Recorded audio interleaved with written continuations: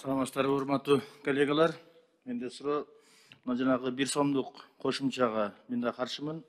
Себеби дегенде силердин 1 сомуңарсыз эле азыр уже 5-6 сомда кошуло турган болуп турат. Азыр күйүүчү майга себеби дегенде бир канча Россиялык биз алып аткан Россиялык нефти иштетүүчү заводдор иштен чыгып, азыр өздөрүнө да жетпей атат, азыр бизге эмес.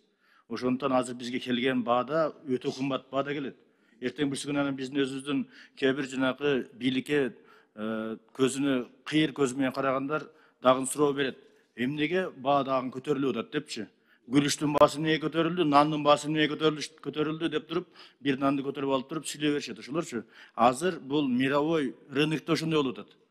Бул бир канча Россиянын нефти заводдору иштен чыкты. Өзүңүздөр көрүп атсаңыздар керек, эмнеге чыгып атат.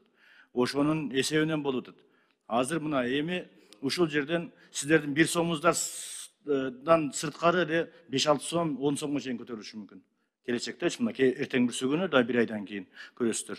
Экинчи суроом, бул мыйзамга тиешеси деле жок, но бирок мен министрге суроо берейин дедим эле, ооруп калыптыр, эми сизге суроо бергенге туура келет. Бул 200-300 километр быйыл асфальт басабыз деп атасыздар. Ошонго сиздерден где-то бир 60 тоннадай 60 миң тоннадай эме кетет. Битум талап кылынат. Сиздер азыр 20-30 миң тоннада калган жоксуңар. Себеби дегенде убактысында кээ бир ишкерлер айтышкан силерге. Мына февраль, марттарда келиңиздер, сиздерге жардам берип туруп, ушул битумдарыңыздарды алып келип берейли десе, акча жок. Бизге Минфинден акча түшө элек деп аттыңыздар, чынбы? Мына эми азыр ошол битумдун акчасы 3 эсе кымбаттагын азыр барып издеп таппайсыз, азыр барыпчы.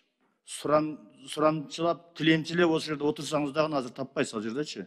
Битум жок сизге бере турган. Өздөрүнө жетпей атат. Россия менен, Өзбекстан менен Казакстан бардыгын алып койду. 200 миң тонна, 300 миң тонна алып коюшту буларчы. Февралда эле, январда эле алып коюшкан. А сиздер болсо майда, июнда алабыз деп турасыздар. Анан кийин октябрь, ноябрда, декабрдан кийин асфальт баса баштайсыңарчы. Ошондуктан ал битумда жок быйыл силерге. Ошол битумдун канча процентин быйыл алдыңар, ошону жооп берип коюңузчу.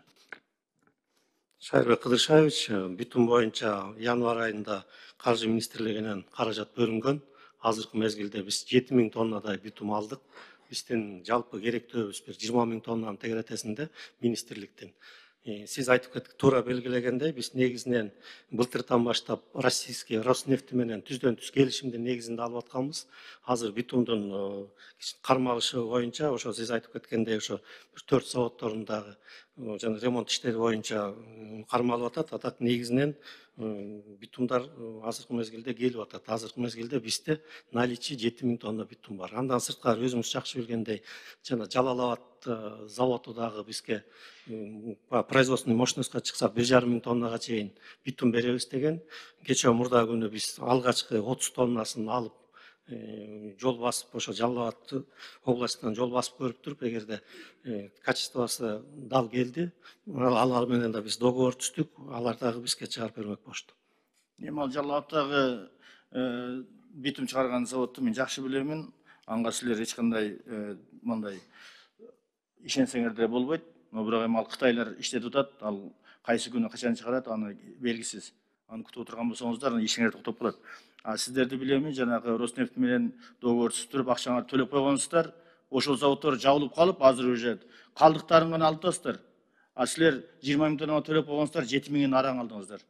Калдыктарын алып атасыздар, эртең бүрсү күнү уже 1-2 айдан кийин силер соттошо баштайсыңар алар мененчи. Ортодо битум жок. Ошондуктан бар битумду убактысында ал десе албадыңар. Ошондуктан азыр 20 миң тонна деп атасыз, ал 20 миң тонна титулга кирген гана жол. Берки жанагы эме жол бар го. Аңга дагы 20-25 миң тонна, 30 миң тонна кетет аңга дагы, чынбы? Ошондон силерге бир 50 миң тоннадай битум кетиш керек. Ошону өзүңүздөр азыр ушул убакытта дагы пландаштырып алгыла. Эртең бүрсү күнү дагы комитетке келип алып туруп, дагы ошол титулду да өзгөртүүгө, же болбосо бааны өзгөртүүгө дагы кайрадан алып келип жүрбөшүңөр керек да. Ошону эскертүү негизинде айтып коеюн дегем. Ошо, чоң рахмат. Кабыл алабыз. Рахмат.